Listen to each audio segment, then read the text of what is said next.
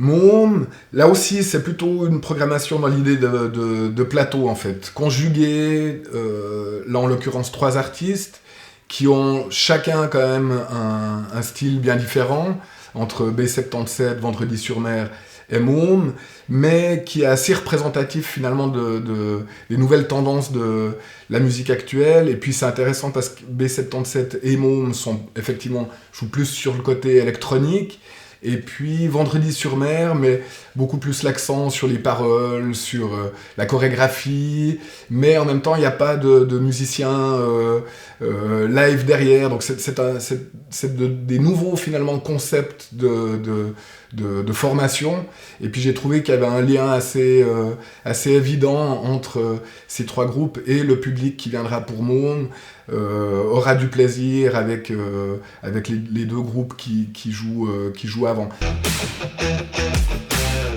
Alors on vit avec Vendredi-sur-Mer le même phénomène qu'avec des Muddy Monk ou des B77. Effectivement, elle est genevoise, mais elle habite à Paris maintenant, comme Muddy Monk. Sa carrière se développe là-bas. Elle n'a pas une étiquette d'artiste suisse, en fait. C'est ce genre de jeunes artistes qui se libèrent de tout ce qu'on aurait pu peut-être avoir par le passé, l'étiquette, on est un groupe suisse, donc on peut pas, donc on n'a pas accès, donc on n'ose pas. Et ça, c'est réjouissant de s'apercevoir de cette évolution dans le regard que le monde extérieur porte aux artistes suisses. Et Vendredi-sur-Mer en est un très bel exemple. Exactement, mais à ma connaissance, je les ai pas vus, en tout cas personnellement, je les ai pas vus dans un club fribourgeois dernièrement ou autre, et je les avais déjà contactés l'année passée, et si je me trompe, mais dit non, on n'est pas prêt, voilà, donc c'est des carrières qui sont développées, c'est un nouveau mode de fonctionnement de carrière. Et ça, en tant que programmateur, il faut être très très attentif à ça pour pas passer à côté d'un truc qui marche, mais dont les standards de communication ne sont pas les mêmes que par le passé, par exemple. Delgrès, c'est un super groupe qui a été nommé d'ailleurs cette année aux Victoires de la musique dans la catégorie World. C'est ce mélange de musique que j'affectionne, c'est-à-dire de blues, de rock, très performant sur scène. Il y a une originalité aussi dans la formation, parce qu'il y a une sorte de... je sais plus l'instrument que c'est en fait. La basse est jouée par un instrument avant. Voilà, ils mixent aussi une sorte de musique créole avec ce blues, donc c'est très grand public aussi, et le fond est quand même, il y a quand même un discours assez engagé et puis sérieux, le tout servi par une musique finalement accessible à tous. J'aime bien ce combo des styles. Malik Djoudi fait partie des découvertes, ce genre d'artiste qui est très suivi en France par la presse spécialisée, par les salles. C'est quelqu'un qui attache beaucoup d'importance à ses textes, qui a une musique assez introspective aussi. Et puis, je pense que c'est le genre d'artiste qu'il faut mettre en avant dans ce genre de festival, parce qu'on a les salles qui le permettent, des jauges peut-être plus intimistes que d'autres. Et puis, c'est ce genre d'artistes-là qui exploseront peut-être dans la carrière, s'envolera dans 2 ans et qu'on ne pourra plus accueillir. Et la marque de fabrique du festival, finalement, c'est aussi de pouvoir dire « Ah, mais vous savez pas, mais il était venu chez nous en 2000 et quelques. » Donc, je suis très attentif à ce genre d'artistes qui ont vraiment une carrière. C'est pas son premier disque, c'est son 3e. Il poursuit sa carrière un petit peu personnelle en marge des grands succès commerciaux, mais tout le monde a quand même une oreille attentive quand l'artiste sort un disque.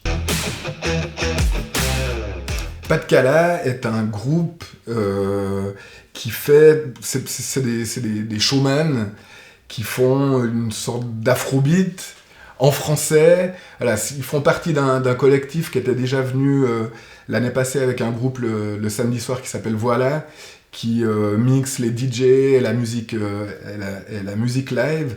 C'est un collectif qui vient de Lyon et qui ont vraiment une passion pour la musique afrobeat. Donc c'est hyper dansant, très festif. Et tous ces musiciens se retrouvent dans d'autres projets, et voilà. Et cette année, Pat Cala, qui est un des dignes représentants de cette mouvance un peu de mix entre la chanson et l'afrobeat, sera présent pour clore le festival, en tout cas sur la place du marché, avant la Silent qui aura lieu au château. À Thiago, qui ont une actualité, qui vont sortir un disque, qui viennent sortir un clip. C'est pas leur première apparition au Francomania, ils font vraiment partie, c'est un petit peu ce que je pourrais appeler des artistes associés finalement du festival. On suit vraiment ce qu'ils font, donc c'est toujours intéressant quand ils disent voilà, on a un nouveau projet, est-ce qu'on peut venir le présenter. Je crois qu'ils sont très appréciés aussi dans la région, et le festival se doit de mettre ce genre d'artistes en avant. Et c'est pas parce qu'ils viennent de la région qu'ils sont programmés, c'est parce que vraiment il y a une qualité artistique que personne ne remet en cause dans un groupe comme Thiago. Alors la Gustave Academy, on avait mis sur pied dès l'année passée, en accord avec Gustave, la mise en avant des nouveaux talents, comme il appelle, qui font partie de son école. Je crois que l'impact de l'année dernière, de leur venue, était très positif. Les gens, ils savaient pas trop ce qu'ils venaient découvrir. Tout d'un coup, il y a un groupe de hip-hop, un autre de chansons, l'autre plutôt rock, un qui chante en suisse-allemand, l'autre qui chante en français. Je crois que ça a eu son impact. Et c'était logique de les réaccueillir cette année pour ouvrir tous les jours notre place du marché. Un Renaud pour moi tout seul, je cherchais un concert, on tient vraiment le samedi après-midi à pouvoir faire un concert gratuit qui s'adresse à tout le monde. Et puis j'ai trouvé très, très chouette ce projet de l'artiste qui s'appelle Monsieur Lune, qui a sorti un disque pour les enfants en reprenant des chansons de Renaud. C'est pas les chansons les plus connues de Renaud qui sont mises en avant, et il les tourne d'une manière très délicate, c'est très juste, et c'est vraiment un spectacle concert très familial, qui met aussi en avant finalement l'intelligence et les textes d'un grand artiste qui est Renaud.